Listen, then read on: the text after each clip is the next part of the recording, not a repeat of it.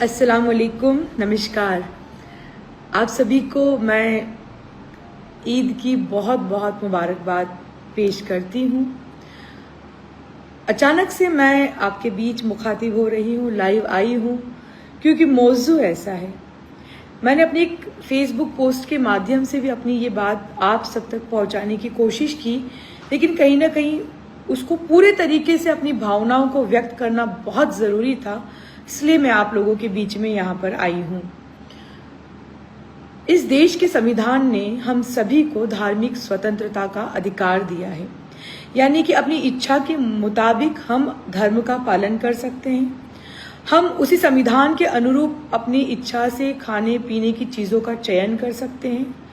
उसी संविधान के अनुरूप हम बोलने की आज़ादी हमें दी गई है, घूमने की आज़ादी हमें दी गई है, लेकिन लगातार संविधान की धज्जियां इस देश में उड़ाई जा रही है।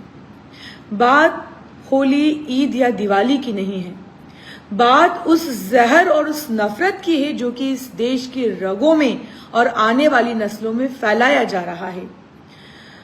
मैं जितने भी कमेंट्स आए उसमें मैं खुद सहमत हूं कि हिंसा नहीं होना चाहिए, बेजुबान जानवर को नहीं मारना चाहिए, लेकिन क्या सिर्फ ईद पर?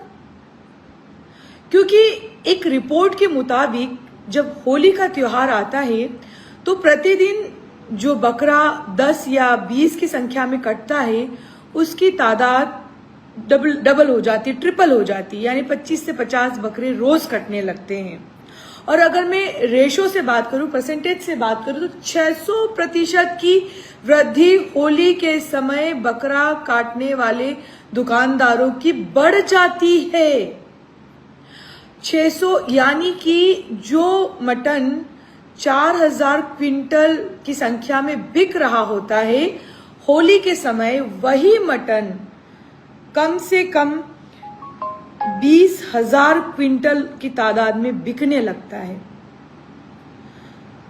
उसके बाद अब जब ईद का मौका आया है तो ये कहा जा रहा है कि हिंसा नहीं करना चाहिए, इनका धर्म है, ये लोग बेजुबान जानवर के साथ ऐसा करते हैं।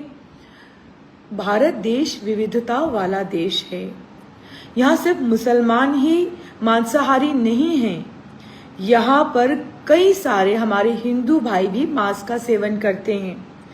और जैसा कि मैंने सुबह भी एक पोस्ट डाली थी जिसको मैं तफसील से आप लोगों के सामने बताना चाहूंगी कि सिर्फ कुर्बानी के वक्त ही बकरे की कुर्बानी नहीं दी जाती, बल्कि भारत वो देश है जहां पर हिंदू धर्म की कई जगह पर ऐसी मान्यता है, ऐसे मंदिर हैं जहां पर बकरों की बलि दी जा रही है। मैं आपके सामने सूची प्रस्तुत करती हूँ। ये देखिए, यहाँ पर साफ लिखा है कि शक्ति पूजा और दुर्गा पूजा के विशेष अवसर पर पूर्वी भारत में बंगाल, उड़ीसा, असम काली देवी और दुर्गा जी की पूजा में बकरे की बलि दी जाती है। छोटा नागपुर और झारखंड और छत्तीसगढ़ में आदिवासी समुदाय है जहां पर देवताओं को प्रसन्न करने के लिए भी बकरे की बलि दी जाती है। उत्तराखंड और हिमाचल प्रदेश में स्थानीय देवताओं के मंदिरों में बकरे की बलि परंपरागत तरीके से दी जाती है। राजस्थान में भैरव बाबा और मां शीतला के दरबार में राजपूत समाज द्वारा भी बकरे की बलि दी जाती है। तो ये जो एक लंबी जो फहरिस्त है जहां जो कि ये बता रही है कि आप क्या खाना चाहते हैं, वो आपका पर्सनल निजी विषय है। आप किस धर्म का पालन करना चाहते हैं वो आपका निजी विषय है, लेकिन इस विषय का राजनीतिकरण किया जा रहा है। जैसा कि मैंने कहा है कि मटन शॉप पर आप आधार कार्ड कंपलसरी कर दीजिए, सुबह से शाम तक आपकी वहां पर एंट्री हो जाएगी कि किस समाज के कितने लोगों ने वहां पर इसका जो है क्रय किया है। तो मैं सोचती हूं कि ईद के अवसर पर किसी एक समाज विशेष को कटघरे में खड़ा कर देना, उसे हिंसा से जोड़ लेना, इस्लाम धर्म में कुर्बानी क्यों दी जाती है इसका एक पूरा अपना अलग महत्व है।